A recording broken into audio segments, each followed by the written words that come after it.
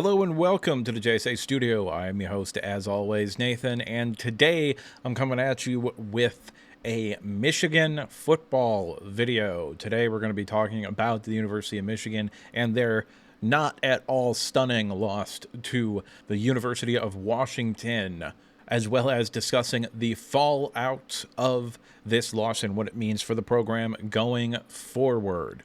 But before we get into that, I would like to take this time here to ask you to like, comment, and subscribe. It would really help out the channel and by extension me if you decided to do that. So now with the intro done and out of the way, there's only one thing left to do, and that is to get started, starting with just sort of a general overview of the game. Michigan would lose this game 17-27.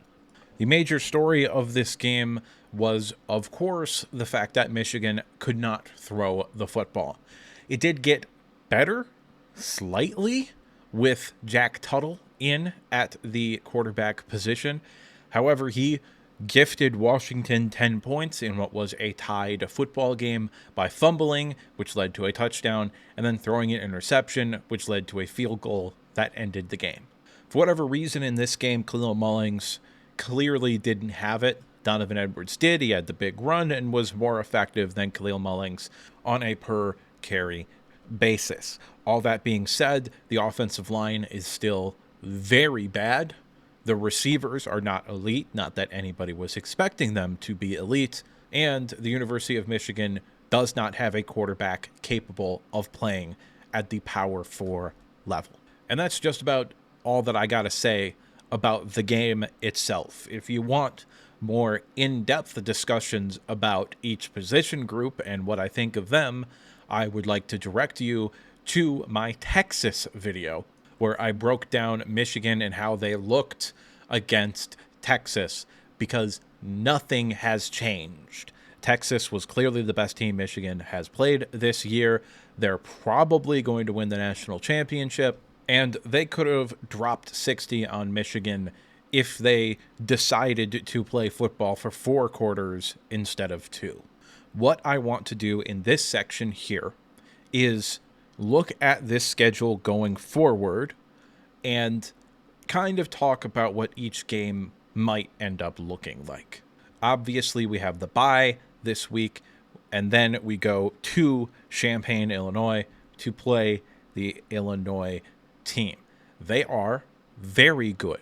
Assuming they handle business against Purdue, this will likely be a ranked matchup. And I fully expect Illinois to be favored to win the game, probably by a similar margin that Washington was favored on the road. Except, of course, Illinois is a significantly better football team than Washington. They're a significantly better football team than Michigan. I think there is a definitive possibility that Illinois beats Michigan outright by a bigger margin than Washington beat Michigan. I think Illinois is going to win that game. If it was at home, maybe I'd be a little bit more lenient. And we're going to talk about the quarterback situation, but it's not going to get better. It just isn't. And acting like it could get better is dumb. We then return home against Michigan State. Michigan State has a ton of problems as a football team. They're a bad football team, if we're being honest. The difference is, of course, outside of their gunslinger quarterback who thinks he can do anything, they are a well-coached football team, which is not something you can say about the University of Michigan.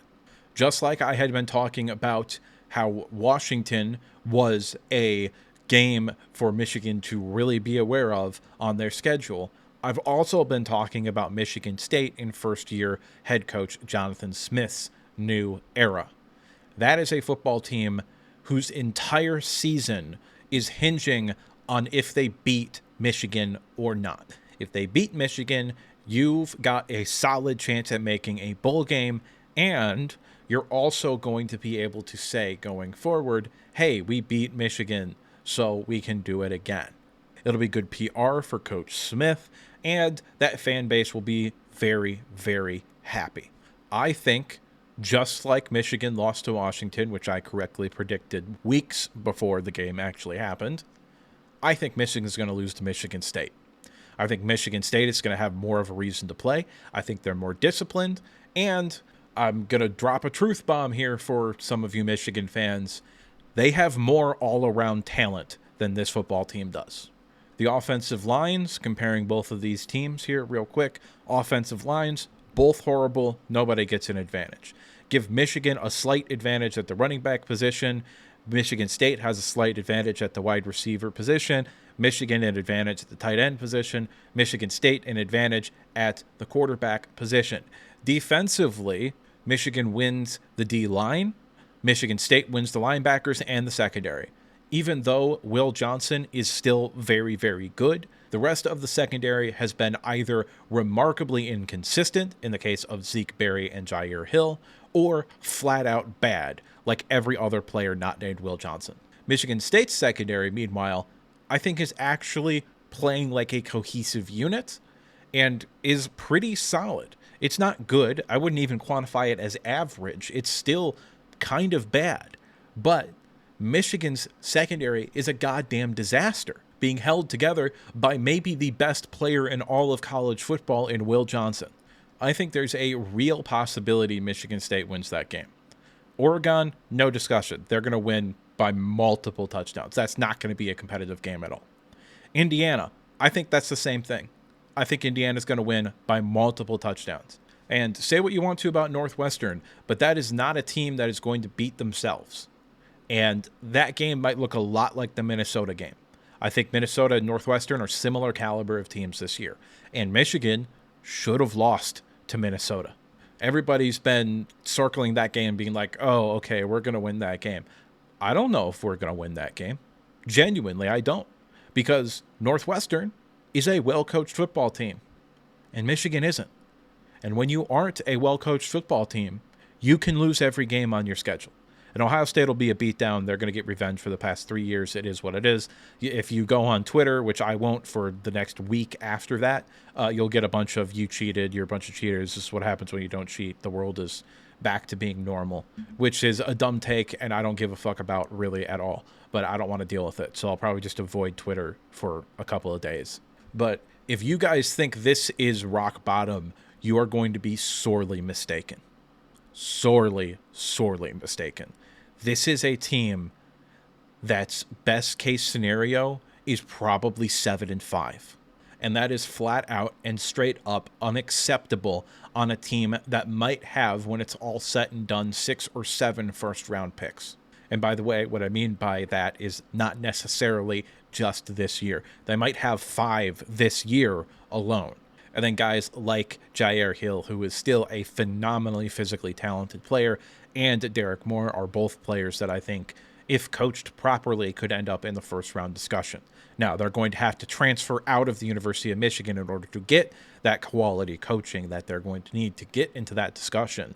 But the talent is still there. Now, before I talk about what's on screen here, these next few sections of this video are going to be me dispelling some common narratives that you're seeing some people talk about, because they're stupid. Flat out and straight up, they're dumb. And we're going to start with the most obvious dumbass narrative that we're hearing, which is that Wink Martindale was never a good DC or a good hire for this team. Yes, he was. Quit lying to yourself. Genuinely. You are deluding yourself, gaslighting yourself to a extreme degree if you think Wink Martindale was never a good defensive coordinator. In 2018, number 2 defense. 2019, number 3 defense. 2020, number 2 defense. 2021, after they lost half of their starting defense, okay, average that year. Obviously a rebuilding year for the Baltimore Ravens. They decide to let him go, rehire Mike Macdonald, retool the defense, get some high-value draft picks, and then they ended up being really good in 2022 and 2023. Wink Martindale goes to the New York Giants.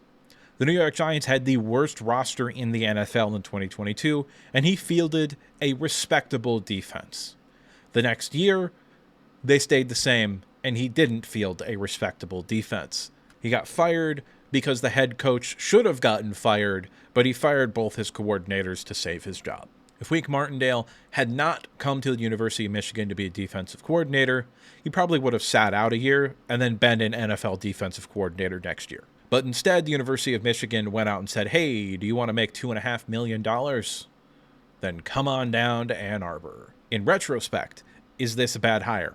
Yes. In retrospect, is Wink Martindale a good choice to be a college defensive coordinator after being in the NFL for almost 2 decades straight? No, it was not a good idea in retrospect.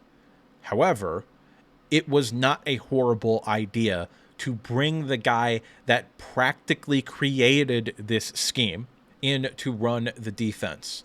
It's not a bad idea. It wasn't at the time, and honestly, if we had the opportunity to do it again, we'd all do it again, and we'd all want it to happen. Wink Martindale was always a good defensive coordinator. It hasn't worked out because he doesn't know how to coach at the college level.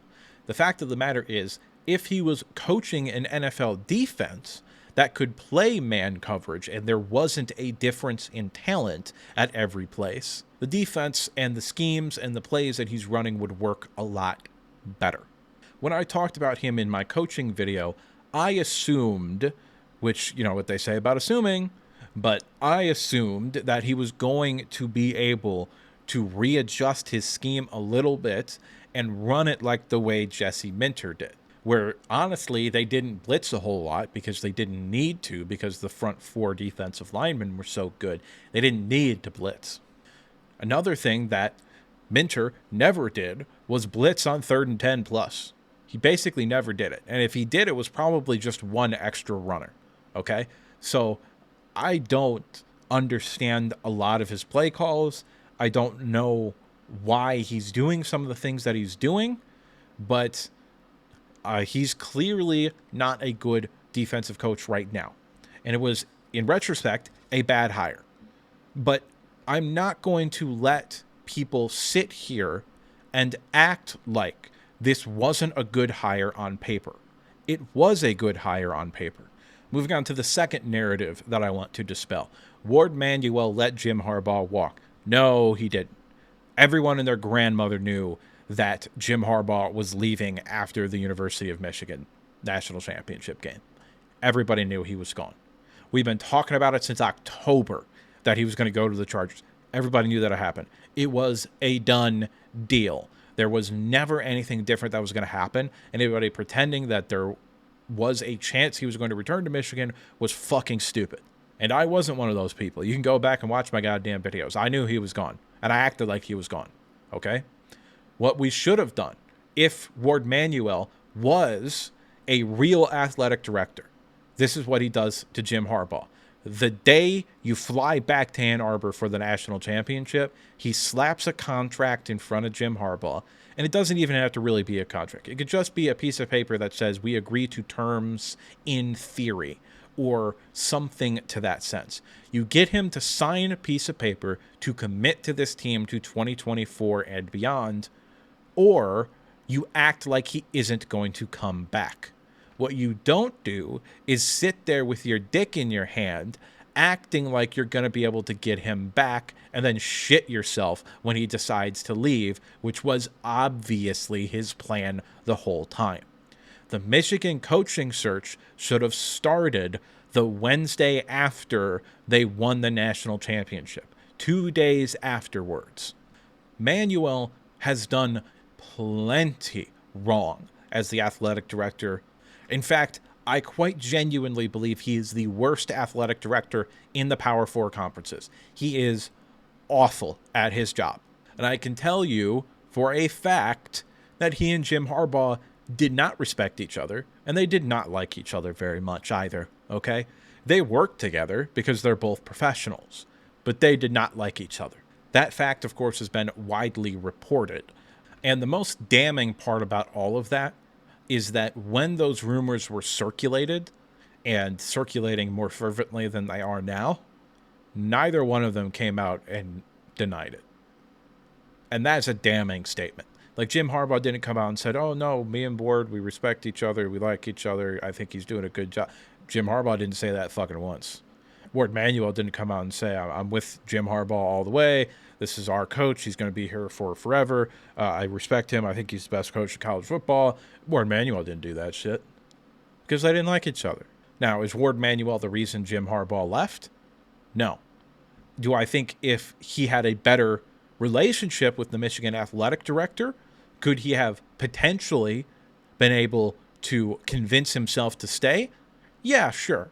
But we're talking about the difference between like a 1% chance of him returning and a 0% chance of him returning. Okay? Because he was going to the NFL. He did everything he wanted to do at the University of Michigan. He won a national championship. He beat Ohio State consistently. He returned Michigan to where he thinks the program ought to be, which is one of the 3 best in all of college football. But specifically, the idea that I want to push back on is that it is Ward Manuel's fault that Jim Harbaugh left. And that's not true. It's just not true. I think Ward Manuel's horrible at his job. I've already said that, okay? But Ward Manuel is not the reason Jim Harbaugh is not the head coach. Jim Harbaugh is the reason Jim Harbaugh is not the head coach.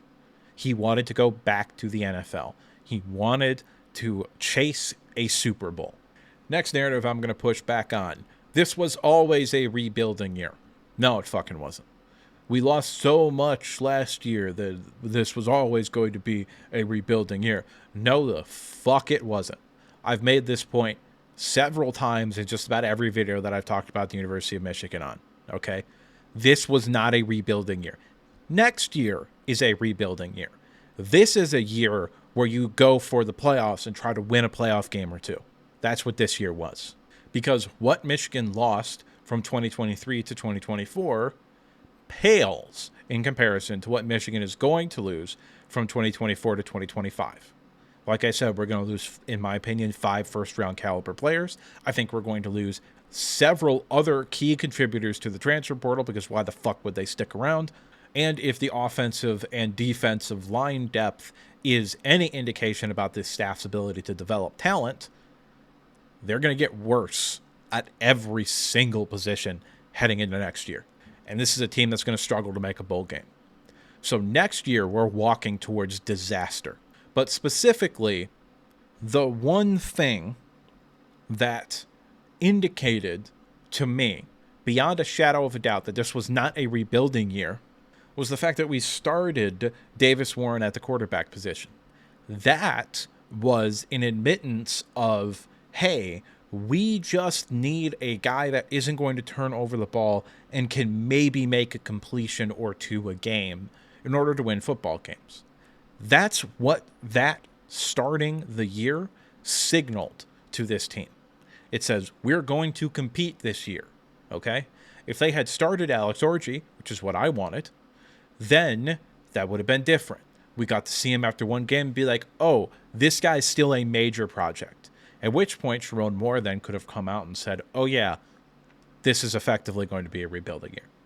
And if he had done that, if he had tempered expectations, if he had come out and said, this year might be rough offensively, then I could get behind the idea of this being a rebuilding year. But that's not what happened. Moore came out and said, we're going to win the Big Ten, we're going to beat Ohio State, we're going to play Michigan brand of football, we're going to have a dominating offensive and defensive lines, and we're going to handle business. Nope. Not doing any of those goddamn things. So when people come out and try to act like they're smarter than everybody else, and they were always saying this was a rebuilding year, they're lying to you. Just because you predicted 8-4 with a tremendously difficult schedule does not mean that you thought this was going to be a rebuilding year. It does not mean that you thought the team was going to look as awful as it does now. Put plainly, just because you said that they weren't going to win the Big Ten this year doesn't mean you thought that they would look like this. You're not smarter than everybody. You're not. It's just a fact of reality. By the way, I'm not either. I'm not trying to act like I am. I'm not. I predicted 9-3. They're not getting anywhere fucking near that. I said that there's a definitive possibility that they could win one of the 3 games on their schedule that I thought would actually be games, and then all of a sudden they're 10-2 and in the playoff. That's not fucking happening. The loss to Washington ended Michigan's playoff chances. Even if they go 10-2, they're not making the fucking playoffs. It's just a fact of reality at this point. The main point of this narrative is that Sharon Moore came out and said that this team was good enough to compete in the Big Ten and to win football games. That's why he started the quote-unquote safer quarterback option in Davis Warren. That's why he came out and talked about the culture and said the culture's still there. This is going to be a really good football team. When that was all lies, flat out and straight up. Now, do I think Sharon Moore is lying on purpose? No, I think he's delusional. But that is a topic for another time. Next narrative that I want to dismiss out of hand. Everybody alive wanted Sharon Moore to be the next head coach of the Michigan Wolverines. Nathan didn't. You can go look. I had reservations. I wanted Jesse Minter. And when Jesse Minter went to the NFL, I wanted Steve Clinkscale to be the defensive coordinator. Because if you remember, Steve Clinkscale didn't leave with Jim Harbaugh right away. He stuck around for like 6 days because the assumption was that he was going to get promoted to defensive coordinator. And had Jim Harbaugh stayed as the head coach and then Jesse Minter gone off to the NFL, it would have been very likely that Steve Clinkscale would have been promoted to defensive coordinator. Steve Clinkscale thought that he was going to get that promotion. Sharon Moore made the decision not to give it to him. And that's when Clinkscale left to the NFL. Now, I'm not going to sit here and act like I knew this team was going to be this bad. I didn't. I gave the Sharon Moore hire an A+, because I was an excited Michigan fan that was coming off a national championship, and I didn't think that this would be the outcome, given the amount of talent that this team has. But this is the outcome. This team looks lost, they're poorly coached, and Sharon Moore is clearly out of his depth. He does not know what he's doing, he does not know what to do, in-game or out of game, in order to get the desired results. He is completely and utterly lost as a head coach. The last two narratives that I want to dispel are linked inherently. And that is the fact that the University of Michigan hired their head coach too late in the process to do anything. Wrong. Washington had the same window that we did, and they fucking figured it out, didn't they? Jedd Fisch looks like he's going to get that program being respectable, okay? And that is not a team that has a whole lot of talent.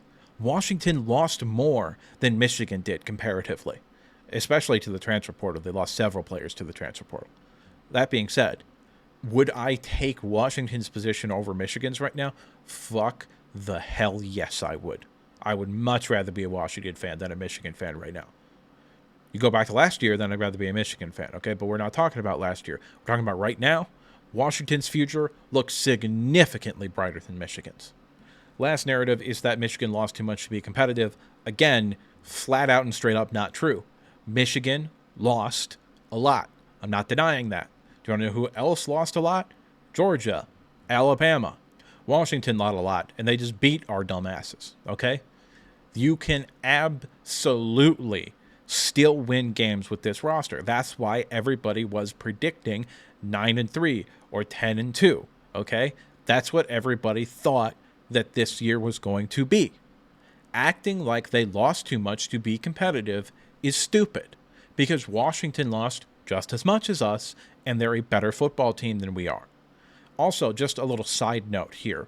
Washington literally hired a Nepo baby to be their defensive coordinator, and it turns out he's an elite football coach. Steve Belichick has that defense playing high-quality football. If Steve Belichick was the Michigan DC, Michigan would have a top 3 defense in the country easily. Why? Because it looks like Jedd Fisch actually knows what the fuck he's doing, and our guy doesn't. This next section is going to be me reminding you, presumably a Michigan fan, about some things that were said about this football team before I make my ultimate point, okay? The biggest one is that as long as Sharon Moore is here, we're going to have a top 15 offensive line. That's not true. It's just not. Sharon Moore is not coaching the offensive line, so I don't know why we would think that the offensive line was going to be good. And I'm going to be honest with you, looking at this team, it's very obvious that the offensive line has no fucking clue what they're doing. They're not being coached well. And Sharon Moore abso-fucking-lutely could have gone to Newsome, the offensive line coach, and been like, hey, I'm going to coach the offensive line during like individual practice times now.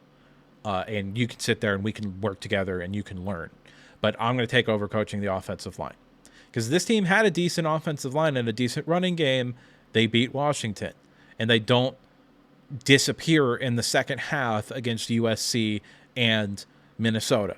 Okay? And they probably don't almost get beat by Fresno State. Another thing that was said, that 9-3 was the realistic floor for this team. That was the bare minimum, just scraping by expectation for this team. They're not getting there. There is no shot that they're getting to 9-3. I don't even think they're getting to 8-4, but that's just me. And has already been established in every video I've made on this channel. I'm just some asshole on the internet giving you his opinion, okay? But I don't think they're getting to 8 wins, let alone 9. And that is a completely and utterly unacceptable outcome for how talented this team is. Because next year, you're not going to have that fucking talent. Another thing that I want to remind people is that there is a large contingent of Michigan fans that are like, oh, they could have gone out and gotten somebody. No, they couldn't have. The only guy that potentially could have left was Will Rogers, who was the quarterback for Washington. But I don't see him leaving. He never entered the transfer portal again. It'd be one thing if he entered the transfer portal and decided to go back to Washington. But no, he just transferred to Washington. They lost their head coach, and then he just stayed at Washington. Now, could they have gone out and, convinced a backup quarterback somewhere to enter the portal and transfer to Michigan in either the spring portal or the portal that opens up after training camp? Yeah, sure, fucking maybe. But why would they? Like, I don't know. This is just a team that doesn't have a quarterback. But let's enter fantasy land for a second. If this team has average quarterback play, does this team beat Texas? No, because the offensive line is ass, and the defense is not good either. The run game is remarkably inconsistent and, generally speaking, ineffective on a play-by-play basis. They get a lot of big plays, or at least in some of the games, they've gotten big plays, but it doesn't matter because this team still gets their ass beat by Texas, and they still probably lose to Washington as well. I don't think this is a team that is a quarterback away. If this team had an effective running game, which a quarterback won't affect, if this team had an offensive line that could pass block or run block effectively, just do one of those goddamn things, which it can do neither, okay, then that affects the team far more than an average quarterback. This team is not a quarterback away, and acting like they are is dumb because everybody is being coached poorly. Next thing that I want to talk about here, Warde Manuel is the worst goddamn AD in the Power 4, and that's a fucking fact. He sucks, and that's not going to change. As long as Warde Manuel is the goddamn AD, Michigan is not going to be good. Because let's remind everybody, Warde Manuel didn't fucking hire Jim Harbaugh. Somebody else did. I don't remember who the interim AD was at that point. It's lost to time. In fact, that was a major reason for the initial discontent between these two, was the fact that he wasn't a Warde Manuel hire. So, as long as Warde Manuel is making the goddamn decisions on who the next football coach is going to be, I have no faith in this program. At all. None. Whatsoever. 0% is the amount of faith that I have in this team. We are back to the later years of Brady Hoke. This is a program that at every single level is just inept. Moving on to our final section here. My thoughts. And I'm going to state this in very, very clear terms. If this team ends up worse than 8-4, which is likely at this point, I do not want to see Sharon Moore return as the head football coach. Because we're seeing now what he can do with talent. And it's not good.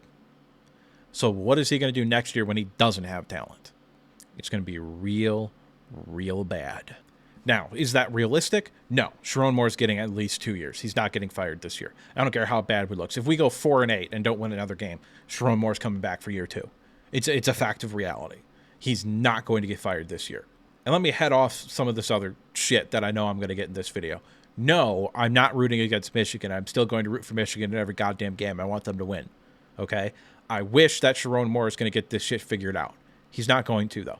Because he would have made the obvious changes that need to happen and should have happened weeks ago if he had any sense as a head football coach. Okay?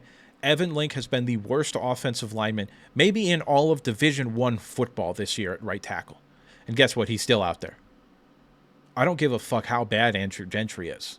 He cannot, quite literally, he cannot be worse than Evan Link. So why the fuck isn't he playing? You've got to put somebody different out at right tackle. It has been a problem since week 1. Anyway, that was a little bit of a tangent getting into Evan Link stuff. But Sharon Moore can't return. And the reason why I say that is because a new offensive coordinator and a new defensive coordinator isn't going to change the fact that Sharon Moore doesn't know what the fuck he's doing. Okay? And even if it does, if Michigan goes out and finds the next Mike McDonald, Jesse Minter as defensive coordinator and they get a really good play caller, guess the fuck what? They're gone after a year or two anyway, and then we're back right where we were. Okay? Your head coach has to do one of 3 things, and Sharon Moore is doing none of those things. They have to either be an offensive play caller, a defensive play caller, or a culture creator. Sharon Moore is not any of those things. I think there's a very real possibility that halfway through next season, this program looks completely and utterly dysfunctional, and Sharon Moore is fired. In fact, that's probably the most likely outcome at this point, is that. I just don't think there's a whole lot to be positive about with this team. Reading the tea leaves and looking forward, this really does look like this is going to be a 6-6, 7-5, maybe quite honestly 5-7 team, and that is not acceptable with the amount of talent that we have. Even 8-4 really shouldn't be acceptable with potentially 5 first-round picks on this team. But the main point that I want to make is coordinators can and often do prop up bad coaches. But that doesn't matter because those coordinators are going to leave to become head coaches. Case in point, Tom Allen at Indiana. He's now the DC at Penn State, and he's honestly, I think, doing kind of a pretty good job. But he was a horrible head coach for Indiana. He was bad, real bad. And the one time that he wasn't real bad was when Kalen DeBoer was the offensive coordinator. And holy shit, now he's the head coach at Alabama for a goddamn reason. Yeah, they lost to Vandy. I don't give a fuck. Most of the letdown game, they'll be fine the rest of the year. They're going to lose to Texas, but that doesn't matter. I would dramatically rather have Kalen DeBoer as my head coach than anybody else. I got 2 more things to say, and then this is going to be the end of the video. If he had come out, Sharon Moore had come out and started Jaden Davis from day one, which I get it. His parents are like, oh, we want to redshirt him for a year. We don't want him to get thrown out there and do all this bullshit, which I don't fucking understand at all, but that's just me. Then none of this would matter. If Jaden Davis was a starting quarterback and he combined all of the stats of all of the other quarterbacks and put it into one quarterback, which means that he'd have a fuckload of turnovers and not a whole lot else, I'd be fine with this team. I would not care. The offensive line is bad. The defense is bad. I wouldn't give a shit. Because if you're starting a true freshman quarterback, this is a rebuilding year. And Sharon Moore didn't do that. Now, whether or not he was allowed to do it because of his parents is one thing. However, I also want to say this real quickly. If his parents are dictating the way that you run your football team, the kid shouldn't be on your fucking roster. You should just be like, no, fuck off. I don't want your kid then. If you're going to tell me how to run my program, then go fuck yourself. I'm not dealing with this, and I'm not signing your kid. It's just a fact of reality. That's what you should do to those parents. You should go to them and say, you don't get to tell me what to do. And if I want to play your kid, then I'm going to fucking play your kid. But that's irrelevant to this conversation. One last thing. I want to end on a slightly more hopeful note for the future of Michigan. And that's that basketball season starts pretty soon here. This is a basketball school, ladies and gentlemen. Always has been, always will be. But that's just me, and what do I know? I'm just some asshole on the internet giving you his opinion. To this point, I'd like to remind you to like the video if you liked it, subscribe if you want to see more content like this, and if you disagree with me at any point, go ahead and drop a comment down in the comment section below. Now, with the outro done and out of the way, there's only one thing left to say, and that is that I'll see you next time to break down the rest of the Big Ten.